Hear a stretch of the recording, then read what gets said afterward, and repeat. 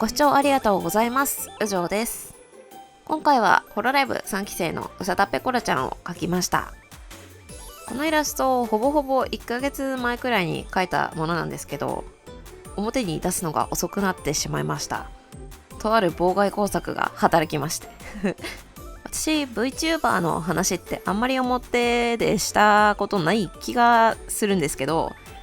主にVTuber に準ずるところっていうと赤月ゆにちゃんが推しだっていうところしか大きく口外してないんですけど、ゆにちゃん様は V じゃないんですけどね。 VTuber さん数が多いので全員を全員推しきれないかなと思ってうちに秘めてこっそり推したりしてるんですけど、今年に入ってから、自らを V 化するという計画を進行中ですので、バビ肉するにあたっていろんな VTuber さんの体を参考にしようかなと思って、元から興味があってこっそり趣味で見てた方々も含めていろんな VTuber さんをチラチラと覗きに行くようになりました。デザインの参考とかもすごい必要だったのでね、どの程度盛ろうかなみたいなところとか、衣装がね難しいんですよね。どの程度の細かさっていうか詳細な衣装にするかみたいなところがあんまり衣装をゴリゴリに盛りすぎちゃっても後から描くってなった時に多分すごい大変になるだろうなと思ったり、そういう意味ではですね、今回バビ肉先になる予定の福間ネクちゃんデフォルト衣装は今回のペコちゃんの新衣装の情報量をちょっと参考にしてるところはありますね。それでもペコちゃんの新衣装の方がデニムのテクスチャ感が入ってるおかげですごい情報量上がってると思うんですけど、そういうところ素晴らしいなと。今回はね福間ネクちゃんあらかたデフォルト衣装が決定になってるんですけど、次別なの描くときとか新しい衣装を考えるときに参考にしようかなと思ってるので、いろんな VTuber さんを描きたいなと思ってるんですけど、ある程度ちゃんと描こうとすると全然手が回らないですねここでリクエストを募ってもいつ描けることになるかはちょっと全然わかんないんですけど、もしもしの VTuber さんがいて私が描いたのを見てみたいなっていう方がいたらコメントを残しておいていただけると、ちょっとわかんないですけど描きたいかなと思います。最近ですね、パイが漏れてるやつを描いてないかなって思うんで、パイが漏れてる V を描きたいなと思ってるんですけど、私のバビ肉先にデザインした福間ネクちゃんも別にパイが漏れてるキャラクターじゃないので、最近パイ描いてないなと思って。あと男性 V でもいいんですけどね、最近あんまり成人男性描いてないなと思ったので、いや描きたいものはいっぱいあるんですけどね、いっぱいありすぎるとそれはそれで逆にもう無になるみたいなやることありすぎるともう逆に何も手につかないみたいな、そういうタイプなので、手当たり次第に一回全部 VTuber を描いてみるみたいな企画もやりたいですけどね。やりたい気持ちは昔からあるんですけどね。原神のキャラクターなんかでも私ちょっとやろうかなって考えてた時期もあったんですけどね。こういう時にジャカジャカっと描けるような描き方をしてる絵描きさんだと数こなすのも早そうだなっていうか、その分もうすでに手が早そうだなって思うんですけど、私なかなか色を変更することが楽かどうかっていうところに効率を求めがちな書き方をする考えの人間なので、後から色彩の変化をつけることが難しそうな工程を取るような書き方をあんまりしたくなくなっちゃったんですよね。それでも最近比較的上からさらに線描き足したりとか色で塗り足したりみたいなことをできるようになってきました難しいですよね。何が効率がいいとかっていう話は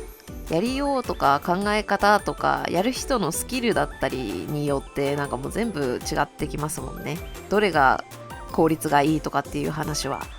あんまり絵を描くことに効率がいいだけを求めたくないんですけど、枚数をこなす方がいいっていうことになると結局効率を求めがちっていうか、いっぱい描けた方がいいよねみたいな、やっぱそうなりますよね。いや実際いっぱい描けた方がいいんですよね。描きたいものいっぱいあるし。今回もほとんど、メイキングの説明をせずに5分くらい経ってますけれども、今回動画自体がちょっと尺長めに撮ったんでね、雑談も喋ることがちょっとなくなってきたので、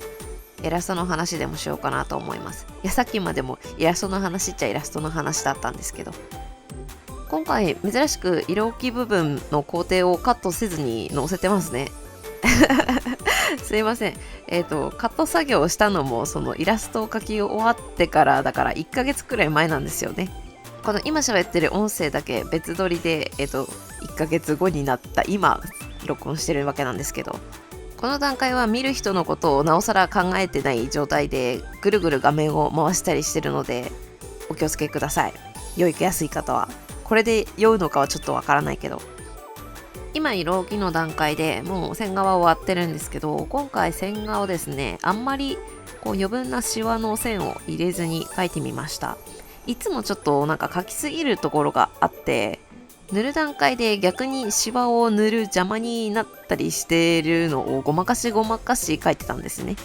なので今回は服の輪郭だけ取って内側にはシワの線が入らないような感じにしてみました。今更かよっていう感じのテクニックではあるんですけれども、まあ言うて今回しっかりシワが入るところなんて腕の曲げたところだけだったんですけどね。シワの線を線画で入れると情報量が上がった気がして、その時はすごい満足するんですけどね、色を塗った時になんかいまいち整合性が取れなくなったりする描き方のところが生まれてきたりしてちょっと難しいですよね。塗りに入りましたね。今回はペコちゃんがピースしてる手が顔の前に来ててちょうどかぶってるので、別レイヤーにしてます。これやるのはいいんですけど、私結構な確率で手をそのまま塗り忘れたりとかたまにするんですよね。これとか足の方とか塗り忘れるとかも多くて、そう塗ってるっていうか視界に入ってるところはいいんですけど、そうじゃないところに同じ色のパーツがあった時に同時に塗らないでお忘れちゃうみたいなところがありません？なんか肌塗り終わったやったーと思ったらこう下に下げたら足の方残ってるみたいな、そういうことがちょっとままあって、頻繁にちゃんと頭から足先まで見るようにしないといけないですね。いや、本人描いてる時は見てるつもりで描いてるんですけどね。最近のイラスト、目の中の情報量を増やして顔面のこうなんて言うんでしょう、圧じゃないですけど力を上げようみたいなことに取り組んでて、今回ペコちゃんの目を描く時にもある程度意識して色数を増やすような描き方をしています。そうじゃなくてもペコちゃんって瞳孔がウサギの形になってるんですよね。なんかそれだけでちょっと情報量がもうすでに増えてて可愛いですよね。なんか瞳孔が最近なんかお花だったりとか、キラーって光ったマークだったりとか、なんかそういう瞳孔でなんか個性が出てるキャラクターを見ることが増えた気がするなって思いますね。なんか流行りなんですかね。可愛いと思います。瞳の情報量を増やすような描き方をするようになってから、片方の目を描き終わった後にもう片方の目を描くみたいなやり方にしたような気がします。ちょっと前までは、両方の目とも同時進行で描くような塗り方をとってたんですけど、瞳にかかる工程が増えたことによって片方の終わらせて、全体の塩梅を見てからもう片方を同じような形で着手するみたいな、そういう方法に切り替えたような気がします最近ハイライトの入れ方っていうか形にもちょっと気を使うようになりました。前までは案外と単純に丸とか楕円とかをそのまま置いてるようなハイライトの乗せ方だったんですけどね、瞳にちょっと分割させてみたり、縁に彩度高めの色を置いてみたりみたいなこともしたりしてます。趣味でイラストを描くとなんか毎回ちょっと新しいこととか方法とか、あと使ってみたかったブラシみたいな、そういうのを試すことに使っちゃったりとかして、次にまた別にイラストを描くってなった時にこれどうやって塗ったんだっけみたいになっちゃうんですよね傍から見ていただく分には多分何にもわからないとは思うんですけど、こう書いてる本人的には毎回悩みながら書いてて、これどうやってこのシワとかどうやって塗ってたんだみたいな、そういうことがすごい毎回そんな感じです。今塗ってる髪の毛なんかもそんな感じですね。毎回どうやって塗ってたんだっけこれみたいな。なんか髪の毛の色によっても塗り方を変えたりしたりしてるので、そういう意味で本当髪の毛はいつまでたっても塗り方が安定しないというか、それでも今回は比較的ごちゃつかず綺麗にしっかりまとまって塗れたかなと思ってます。ペコちゃんだから髪の毛が塗りやすいんですよね。すごく色の塩梅のせいもあると思うんですけど、すごく塗りやすくて、基本的に白髪に寄ってった方が私は髪の毛の色は塗りやすいと思ってます。勝手に色が濃くなっていくともうだんだん難しくなっていくっていうイメージですかね。今回のイラストはその瞳と髪の毛さえ倒してしまえばもうあとは何も難しいことをしていない単純なアニメ塗りに近いブラシ塗りをしたようなイラストになってるので、背景とかも今回ちょっとサボって描かなかったのでもう説明して喋ることもなくなってきました。最近ですね、インスタグラムを始めてみました。今更かって話なんですけど、今までですね、犬とか猫とか、あと推しの俳優さんの写真とかを見るのって個人的に使ってただけだったんですけど、別のアカウントを作って簡単に切り替えられるっていう事実を最近ようやく今になって知りまして、それなら今までのイラストも投稿しやすいなと思って、なのでね、犬猫をめでる用のアカウントとは別にちゃんとイラストを上げる用のアカウントを取得して、最近ちょこちょこと上げ始めました。過去のイラストをとりあえず順番に上げていってる感じなので、前から私の絵を見てくださってる方には既存なイラストではあるんですけれども、どこにも上げてなかった部分アップのイラストだったりとか、あとはインスタグラムのデフォルトの機能でその色域じゃないですけど色彩を変える機能があったので、フィルターをかけたりとかそういう機能を使って既存の絵をちょっといじったりしたイラストを上げてみたりとかっていうこともしてたりするので、興味のある方は説明欄に URL を貼ってあるので、そこからぜひフォローしてみてください。インスタグラムってツイッターとは画像の表示方法だったり、そもそも載せられる枚数が違ったりするので、インスタグラムならではの上げ方ができるようなイラストもそっち限定で上げてみようかなとか思ったりも考えてます。横にスライドさせて結構な枚数上げられるみたいなので、